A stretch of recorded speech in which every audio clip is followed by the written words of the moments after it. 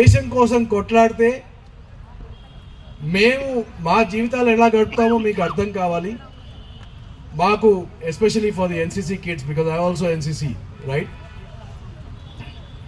We don't have a concept of religion. మాకు మతం అనేది లేదు. We don't have a concept of cost.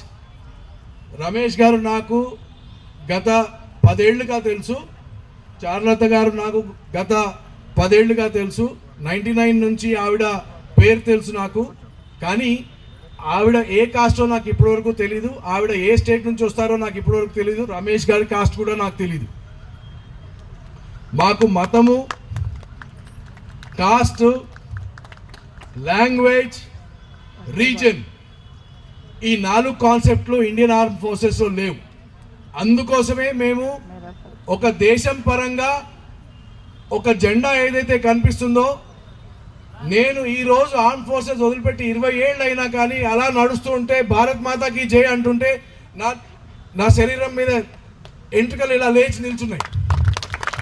మాకు దేశం తప్ప ఇంకో కాన్సెప్ట్ లేదు. And I'm really telling you, మన దేశానికి ఎంతమంది అయితే ఎంత దౌర్భాగ్యం అంటే, ఈ దేశం చుట్టూ ఎంతమంది ఈ దేశాన్ని కొల్లగొట్టి దీన్ని డివైడ్ చేసి మనల్ని ప్రజలుగా మన మధ్య డివిజన్ తెచ్చి మన దేశాన్ని ముక్కలుగా నరకడానికి ఎంతమంది రెడీగా ఉన్నారో మీకు అర్థం కూడా కాదు. అండ్ తెలంగాణ, ఆంధ్ర, కర్ణాటక, మహారాష్ట్ర ఇలా అనుకుంటూ మనల్ని మనం ముస్లిం, హిందూ, జైన్ అనుకుంటూ మనం తెగొట్టుకుంటూ కూర్చుంటే మన దేశం ముక్కలు అయిపోతుంది. So irrespective of whatever you see in social media, that somebody is Sanatani, somebody is Muslim, somebody is something else, somebody is Falana Dimkana, please do not believe in that.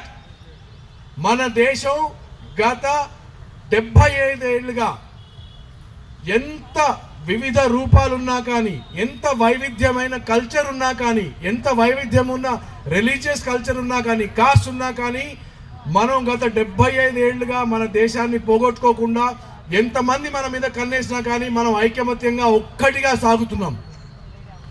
And we will stay together only if you believe, even for the kids, that we are together and we are one nation. దేశం ఎప్పుడు first రావాలి, ఆ తర్వాతే ఏ concept కూడా మీ గుండెల్లోకి రావాలి. ఇది నా తరఫు నుంచి మీకు అందరికీ ఒక పెద్ద విజ్ఞప్తి.